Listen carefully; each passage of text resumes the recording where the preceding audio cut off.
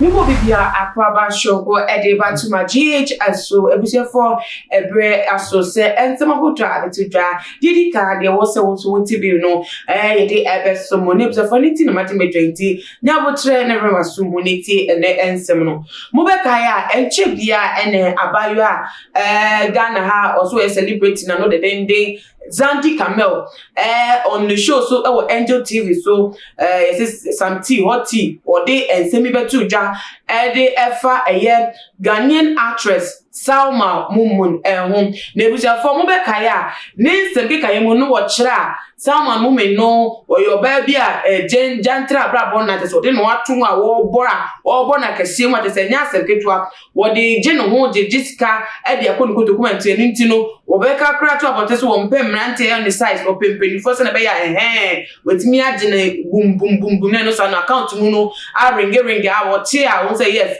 wo bobra na wo ka ni ya no na so la ji say yes Salma yi wo tu kwan kwa ma no ne man mema fefa no ho e ma eno no echi no wo yamo chale ka eno no de bo ne bra wo de nam social media de tu no so ndo osika eno wato we no ntina say Salma baba wo bona Zandi Camel echechire mu video mu e de atuja de no no bi edi nkomo e de efa won na eno echi ade chi ya na de say Salma woman ono so eno ne lawyers a survey Zandi Camel notice say what no court say either so watching nsem no assign no akase woni mo hwe no oboa ana say we kremu night wakopie mo court na no 1 million Ghana cedis ni true pan go chia the flat e amano ni aso business venture ne ebi na ensani betu bia na manfo bi say na Salma Mumin obi akasemi kakra 3 year from ho a no na ko wie no sa court case ya we dey abeto no so na bi say dabi we di femi no enipe dinje enye easy obe brepa nsi wenye din na wenye din no obi di 1 minute 1 second mi ba be say odi na be try she hand dia na say wa udedreje eso wa utiri so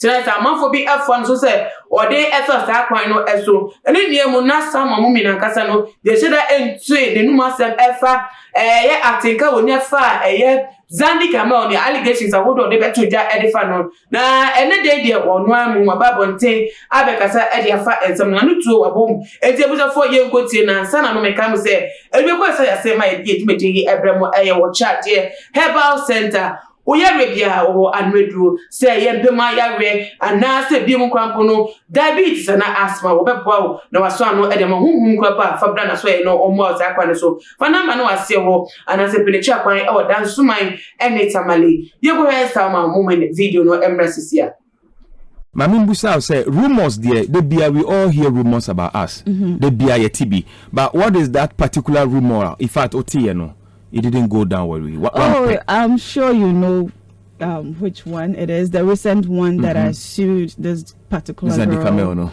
Yeah, I mean, when I saw the video, I was stunned. I was shocked. Is she serious? I don't know you. You don't know me. You don't know what I do. All I have done my entire life when I moved into this Accra is to work my ass. Yeah. Sorry to use the word. Worry, go ahead. You know, is to work 247. So it really gets to me when somebody says that this is what I do, when honestly that's not what I do. Indirectly, she was calling me a prostitute. Yeah. You know, saying me call Dubai Tafreta Masenia. Are you serious? Wow. That was deep. Are you serious? How can you say this about somebody you do not know? I mean, like that was said. I'm like, yo, people are really taking advantage of our silence, not because of anything, because we feel we are celebrities and we have to be talked about. But honestly, some of the things being said about us, I was saying because you see, oh, can you for mommy or when we are no or looking up to her. Aside that, on one casano, oh, nipa. Much understand you, it's true. Or become once and bonus any other. It's hard now betting a whole national TV. I get it. Television to say these things about me.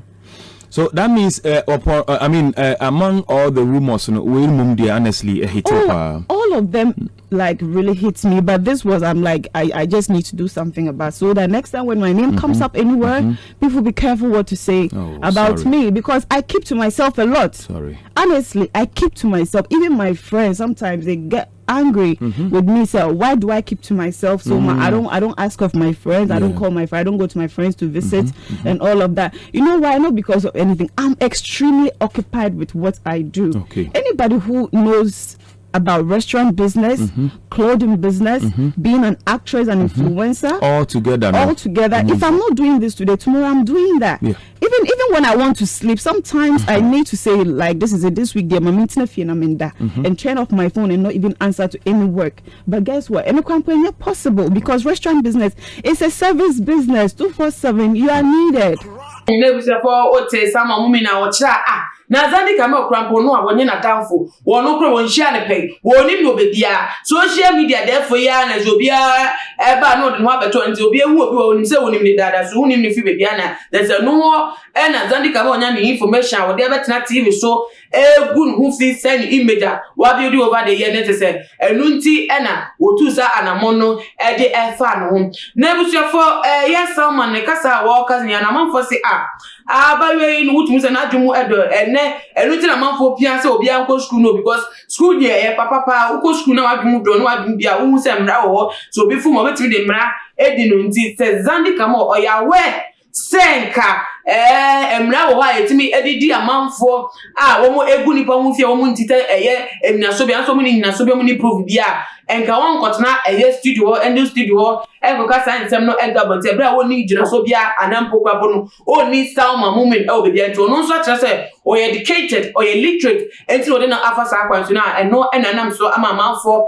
bo na ba so se wo ya de ni nkire wo so eto asumu na ebu se for salma moment ni nkire mo de ebetu dwa no wutia eto asuma wana na so hu say we take nyama too high, because ya dia already now say from memu of kaka dada ebiemu efiefie kofo kan katakwa mu watiti bi adentina zandi kama nkwa akoka ebi obodi dinti no na say wode age no e wo sa akwan no eso adin be wo fa ensem hi ehwo bomo de ne fatwa yi wo ye comment section ho na ebiemu so no share video we on all the social media platforms. Follow too much GH or Instagram, Twitter so at too much GH _ Facebook. You also too much GH. Most fine day we did with the premo median and ama owuswa na me ayatuma.